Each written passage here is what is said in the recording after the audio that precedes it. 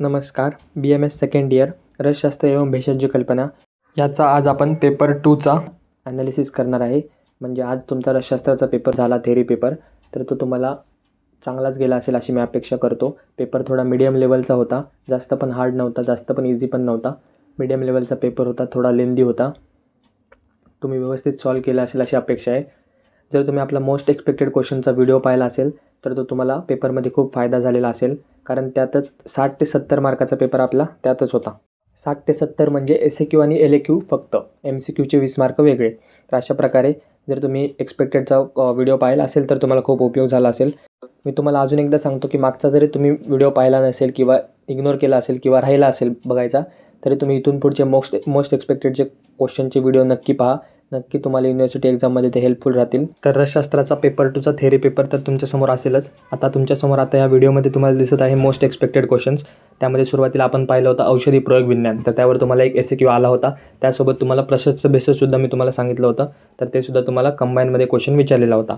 त्यानंतर गंधक आपण SAQसाठी सांगितला होता, पण तुमचं नशीब एवढं चांगलं आहे की तुम्हाला त्याचे 2 कल्प तुम्हाला LAQमध्ये आले होते. म्हणजे जर तुम्ही गंधक व्यवस्थित वाचला असेल तर तुम्हाला 10 मार्कांचा तिथे फायदा झालेला आहे. त्यानंतर अभ्रक भस्मसुद्धा मी LAQ आणि SAQ दोन्हीमध्ये सांगितला होता, व तसा तो LAQला आलेला होता. त्यानंतर औषधी कल्प मी सांगतानाच व्हिडिओमध्ये तुम्हाला असं सांगितलं होतं की औषधी कल्प खूप आहेत, त्यामुळे असं स्पेसिफिक सांगणं अवघड आहे. तरी पण मी तुम्हाला जे 4-5 सांगितले होते त्यामधले नाही आलं, पण तरी पण जर तुम्ही व्यवस्थित माझ्या गोष्टी ऐकल्या असतील तर तुम्हाला मी सांगितलं होतं की कमीत कमी घटक द्रव्य सगळ्या औषधी कल्पांचे पाठ करा, तर ते तुम्हाला पेपरमध्ये फायदा झालेला असेल.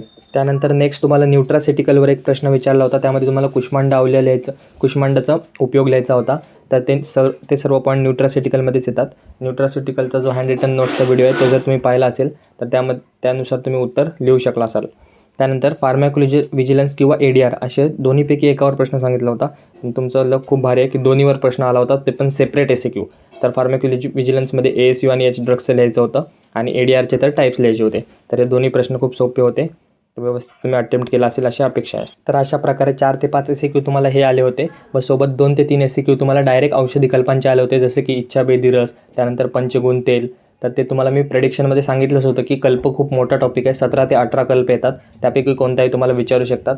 तर ते कोणीही एवढं ॲक्युरेट प्रेडिक्ट करू शकत नाही. त्यानंतर LAQ पाहिले तर त्यामध्ये तुम्हाला गुडूची हे मी तुम्हाला LAQसाठी दिलं होतं, पण त्याचा गुडूची गण हा SAQ आला होता. जसं की तिकडे गंधक सांगून LAQमध्ये गंधक आला होता, त्यामुळे ते करणं तर होतंच, त्यामुळे कुठे ना कुठे आलंच आहे. त्यानंतर अभ्रक भस्म हा तुम्हाला स्पेसिफिक सांगितला होता की त्यावर फिक्स LAQ येऊ शकतो, तर त्यानुसार अभ्रक भस्म हा LAQला आलेला होता.